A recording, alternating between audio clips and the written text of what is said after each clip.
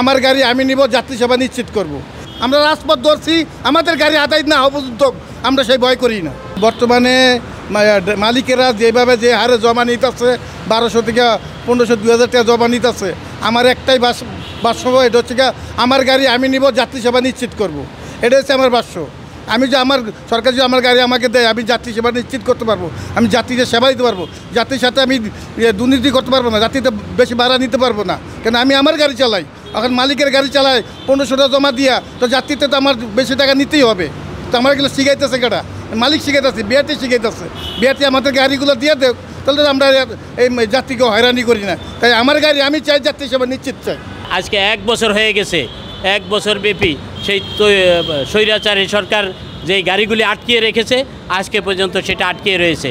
শুধুমাত্র কালক্ষেপণ হচ্ছে, মন্ত্রণালয় ফাইল যায়, বিআরটিতে আসে, আবার বিআরটি থেকে ফাইল যায় মন্ত্রণালয় থেকে আবার বিআরটিতে আসে। চালকদের নামে গাড়ি দেওয়ার জন্য আমাদের আহ্বান। তার কারণ একজন চালক রাস্তায় গাড়ি চালিয়ে যেই পয়সা আয় করে, এই পয়সা দিয়ে বর্তমানে 2টা সংসার চালাইতে হয়। 1, চালক নিজের সংসার, 2, মালিক নামক তৃতীয় আরেকটা শক্তি এই শিল্পে আছে, যেই শক্তিটা অপ্রয়োজনীয়। অতএব আমরা মনে করি যাত্রী আর চালক এই দুইয়ের মাঝে এই শিল্পটা সীমাবদ্ধ থাকা দরকার। ফলে আগামীতে যে কোনো সিএনজি অটোরিকশা এই ঢাকা মহানগরীতে দেওয়া হয়, প্রত্যেকটা সিএনজি অটোরিকশা যেন চালকদের নামে দেওয়া হয়। একজন চালক একটি গাড়ি, আমরা এতে বিশ্বাস করি। ফলে প্রত্যেকটা চালক নিজে গাড়ি অল্প পয়সা চালাতে পারবে। এতে একজন যাত্রীর আপনার আয়, তার ব্যয় কমবে এবং তারা খুব সহজেই চলাচল করতে পারবে। আজকের আমরা 1 দফা নিয়ে এই আন্দোলনে আসছি ঐক্য পরিষদ হিসেবে। 1 দফার মধ্যে আমাদের হইল, আমাদের 2007 সালে বরাদ্দ করা তত্ত্বাবধায়ক সরকারের আমলে 5000 গাড়ি বরাদ্দ করা ছিল। 5000-এর মধ্যে 3196 ওই সময় 80 টাকা ফি দিয়ে লাইসেন্স রিভারিং এবং 50 টাকা ব্যাংকে ফি জমা দিয়ে আমাদের আবেদন দেওয়া হয়েছে 3196 জনের।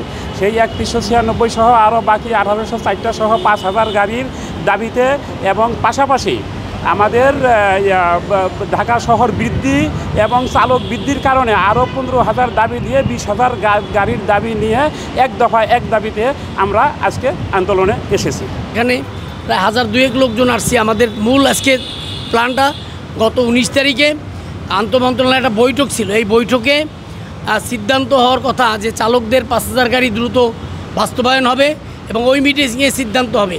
কিন্তু ওই মিটিংটা এখনও একটু লেন্দি হচ্ছে বিধায় আমরা চাচ্ছি যে চালকদের নামে এই 5000 গাড়ি দ্রুত দেওয়া এবং বর্তমান 5 তারিখের পরে আমরা ঐক্য পরিষদের মাধ্যমে আরও একটি স্মারকলিপি দিয়েছি যে আরও 15,000 গাড়ি লাইসেন্সধারী চালকদের যাতে দেওয়া হয় এবং এই 5000 এবং 15,000 20,000 গাড়ি এবং চট্টগ্রামে 4000-এর সাথে আরও 10,000, টোটাল 14,000 এই গাড়িগুলো যদি আমাদের দিয়ে দেয়, তাহলে চালক যারা নিজের গাড়ি নিজে চালাবে, 3 হুইলার লাইসেন্সধারী চালকরা গাড়ি পাবে, যাত্রী হয়রানি হবে না এবং আমরা সুন্দরভাবে শহরকে আরও সুন্দর করে গাড়ি চালাতে পারবো এবং যানজটমুক্ত শহর গড়ে তোলা আমাদের লক্ষ্য। যাত্রী সেবা নিশ্চিত করার লক্ষ্যেই আমাদের এই আন্দোলন সংগ্রাম আমরা ধারাবাহিক চালিয়ে যাচ্ছি। এবং আমি বলতে চাই আপনাদের মিডিয়ার মাধ্যমে, সরকার, বর্তমান সরকারের প্রধান উপদেষ্টা এবং যোগাযোগ উপদেষ্টা সহ বিআরটি এর চেয়ারম্যান মহোদয়, সিনিয়র সচিব মহোদয় যাতে আমাদের দৃষ্টি আকর্ষণ হয়ে আমাদের দিকে তাকিয়ে গাড়িগুলো খুব দ্রুত বাস্তবায়ন করে এবং আমাদের সমস্যার সমাধান হয়। না হলে কিন্তু আমরা রাজপথে থাকবো, আন্দোলনে থাকবো। দাবি আদায় না হওয়া পর্যন্ত ঢাকা ও চট্টগ্রাম জেলা সিএনজি অটোরিকশা শ্রমিক ঐক্য পরিষদ আন্দোলন চালিয়ে যাবে।